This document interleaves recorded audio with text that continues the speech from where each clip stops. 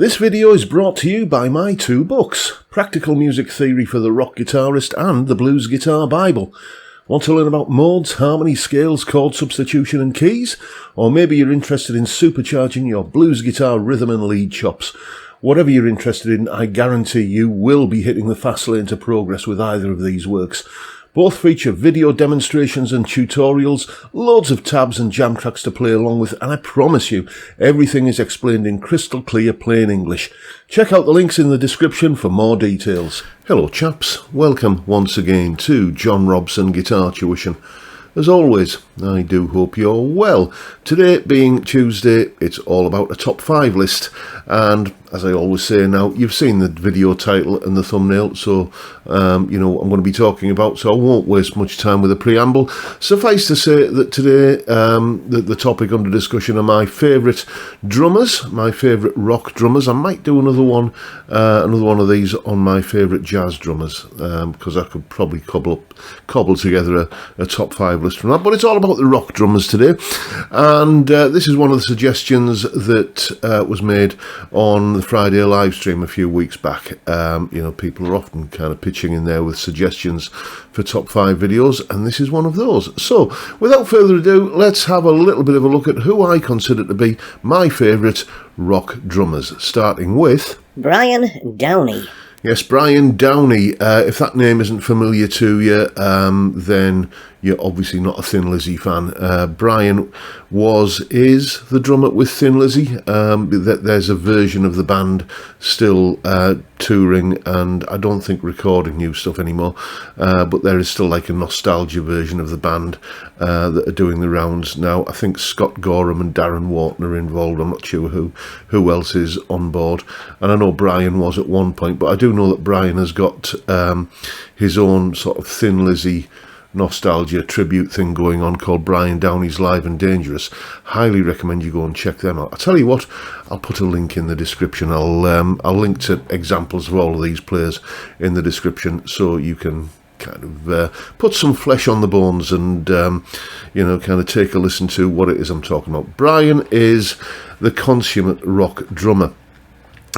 He imparts his own personality onto everything he plays. One thing that every drummer on this list has in common is that not only do they have, in some cases, in other cases maybe not, some of the flashy pyrotechnical stuff going on, and Brian can throw that in whenever he feels the need, but they don't do that thing that I'm sure we've all experienced with drummers, where they go into a fill, an elaborate flashy fill, and come out of it at entirely a different speed. It's the old joke, isn't it? How can you tell when there's a drummer at the door? The knocking gets faster. Brian and all of the other guys on this list tend not to suffer from that. If you can hear some noise, it's because there's some roadworks going on outside, you know, so I apologise for that. But yeah, Brian Downey of Thin Lizzy. Take a listen to Chinatown, for example. That's a masterpiece in his drum. The fills that he puts in are absolutely epic, and Thin Lizzy are a band that I love, so Brian's on the list. Next, Cozy Powell. I didn't know that a drum beat could be catchy. It wasn't something that I'd thought of. I knew a tune could be catchy, but I didn't think a drum beat or anything played on the drums could be catchy until I think it was in about 1973 or 74. A single came out and hit the charts called Dance with the Devil by this chap here, Mr. Colin Trevor Flukes, better known by his stage name of Cozy Powell. And that was just a name because it's you know, if Dance with the Devil had been by Fred Jones or something like that, it probably might not have been a name I would have remembered, but you know, Cozy Powell, you know, that's a name that sort of sticks in the memory. And I remember back in the days when, you know, you would take that bus ride into town to buy the copy of the new album that you've been saving up for, and you on the bus ride home you're reading the sleeve notes, and you see names cropping up from this guy was on that album and he was also on this album. Well, Cozy Powell was one of the names that I kept seeing on various album covers, you know, from various Rainbow, for example, and You know, when your mind goes blank and you can't think of any other examples, but he is quite the journeyman musician, and of course released his own solo albums as well, and worked a lot with one of my favourite guitar players, Gary Moore. Is it Gary Moore? Should I say Gary Moore? Because that's how we say it in this part of the world. Whenever I say Gary Moore, people say, you know, kind of, there's a little bit of banter and ribbing going on. Is it Gary Moore? Is that how you prefer me to say it? Gary Moore. Anyway, he worked a lot with him. And he's got his own unique style his own unique sound, or had his own unique sound, sadly no longer with us. Passed away in a car accident in the 90s, didn't he? But, you know, an album like Down to Earth by Rainbow, I'm pretty sure he played on that. I'd have to check, but I'm fairly certain he did. But you can tell on, like, songs like Lost in Hollywood and, what's the other one? Eyes of the World. You know, it's just a unique, powerful, but intricate sound that he brings to everything, and as I say, instantly recognised. One of my favourite drummers, and very, very sadly missed. So yeah, Cozy had to be on the list. Next, Keith Moon. Keith Moon. I mean, you know, he's got to be on there, hasn't he? I didn't realise what a fantastic drummer he was until, again, going back to the 90s, because I knew he was... The thing with Keith Moon is his reputation as, you know, as a wild man, as a party animal, as, you know, kind of... Because he was big friends with, what's the actor called? Oliver Reed, wasn't he? And they used to go out on their famous Lost Weekends, didn't they? You know, and... You know, so that sort of reputation, I think, can often overshadow the musical ability of a musician when they become known in the tabloid press, for example, as the hard drinking, you know, wild-eyed party animal. It often overshadows, you know, the talent that's there. And back in the 90s, do you remember that series that keeps getting repeated every now and again? I think it was a one season or two of it, of something called Classic Albums. And it's that sort of format that Rick Beato often does nowadays with What Makes This Song Great, where you get the master tapes, and in the case of this series here, you'd sit down with members of the original band and listen to the solo tracks and, you know, how it all kind of fits together. I love that sort of thing. And there was an episode of that show on Who's Next, and you got to hear Keith's playing isolated, and you know, he's doing things like soloing underneath the verse, and then there's the sort of bridge between that verse and the next verse, and he just kind of plays through it with a kind of a straight beat, and yet it works somehow or other. He never played anything that didn't serve the song. And again, all the flashiness and all the pyrotechnics, but rock solid. You know, you can often sort of just set a metronome to these guys, and it's not like they're playing to a click track. It's more human than that, and it's not like programmed drums where it's absolutely metronomic. But you can set a metronome, and they sort of keep pace with it. Their timing is often so kind of you know, on point and in the pocket, and Keith was very much like that. You could set your watch by his playing, but he had all of the fancy stuff as well. So there you go, Keith Moon, absolute legend, had to be on the list. Next, Ginger Baker. Now, whenever I do a solo analysis, you know, every now and again, I think, I'll do something from Clapton. Maybe let's go and have a look at his Cream era stuff. And I'll get the solo tabbed out, and I'll think, right, okay, I've got to do the backing track now.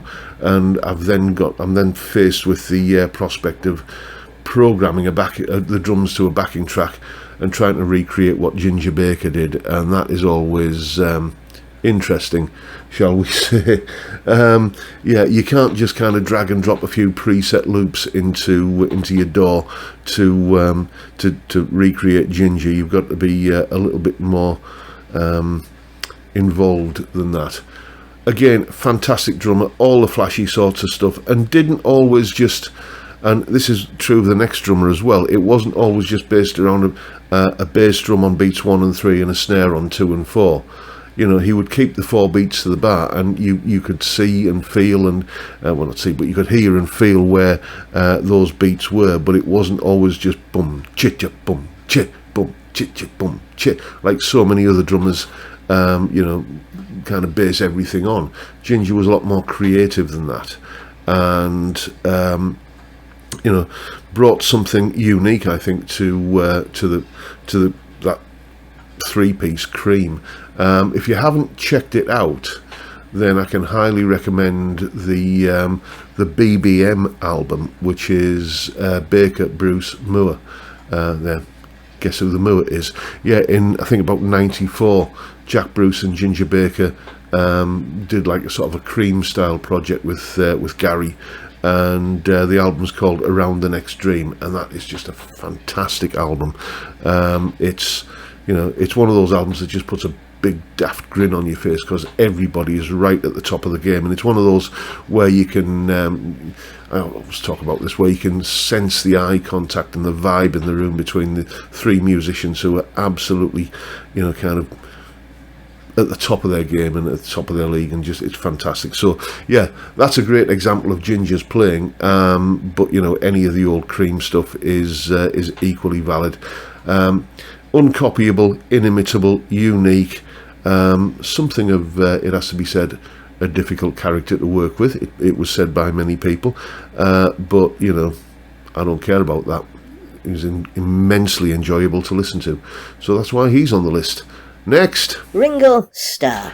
Ringo. Now, Ringo suffers a bit of a reputational problem, I think. There's the old quote that John Lennon came out with when asked at a press conference, "Is Ringo the best drummer in the world?" He said he's not even the best drummer in the Beatles.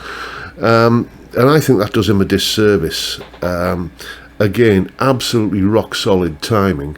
Maybe he doesn't have the Keith Moon, you know, Cozy Powell flashiness, but again, he plays to the song. Go and take a listen to A Day in the Life, you know, from Sgt. Pepper. Go and take a listen to that, and listen how Ringo is, you know, on the "I read the news today, oh boy," that part of the song. You know, Ringo is playing almost like an orchestral percussionist. You know, he's not doing the standard kind of 4 on the floor rock beat kind of thing, which many players would have done. He's serving the song, and he is an excellent drummer for that. And again, you know, one thing that you always hear musicians talking about when it comes to a rhythm section is, you know, kind of being in the pocket, getting that groove, synchronizing everything in a way that's you know, tight and together, but not regimented and clinical. Ringo just is the ultimate drummer for that for me. Always plays to serve the song, and you know, he's got rock solid timing, and you know, I just I'm a massive Beatles fan, so Ringo was always going to stand a pretty good chance of ending up on this list, and he did. And there you go, folks. Those are my picks for my favourite rock drummers. I know that probably some people are shouting at me about, like, where's John Bonham, for example? Well, great drummer, but in order to make it onto my list of favourite rock drummers, he has to be in one of my favourite bands, and I have a bit of a block with Led Zeppelin, if I'm honest. I've got one compilation album, the Mothership album, and I listen to that very, very seldomly. It's just, I think it's something to do with the shriekiness of Robert Plant's voice. And again, another fantastic drummer, can't take it away from him, Alex Van Halen. But, you know, Van Halen were never a band that I kind of ever truly got into, and it's not without effort as well. I have tried to sort of, you know, develop a taste for Van Halen, and the same goes for Rush as well. Is it, how do you pronounce his name? Neil Peart or Neil Peart? I'm not sure, but you know, I can't take away from his drumming. But the bands that these guys were in were never really bands that I found that enjoyable in the grand scheme of things. So that's why they didn't make the list. I'm sure you've got your own list of your favourite rock drummers. you know where to leave it, down in the comments below. If you've enjoyed this video, please hit the subscribe button and the notification bell if you haven't already done so. And as I say, if you've enjoyed what you've seen, why not drop me a like as well while you're at it. And that's it for today, folks. Don't forget the live stream every Friday, 5 PM UK time. We drink beer and we talk about things, mainly music and guitars, but maybe drummers as well. Anything is up for grabs, and it's a great way to kick off the weekends. It's beer and chat on a Friday. What, frankly, is not to like about that? It's a great way to kick off the weekend, and I'd love to see you there if you can make it. But for now, I'll bid you all a good day and say thank you so much for watching. Thank you for your time. Look after yourselves, folks. Stay well, stay safe, and above all, stay sane. Bye for now.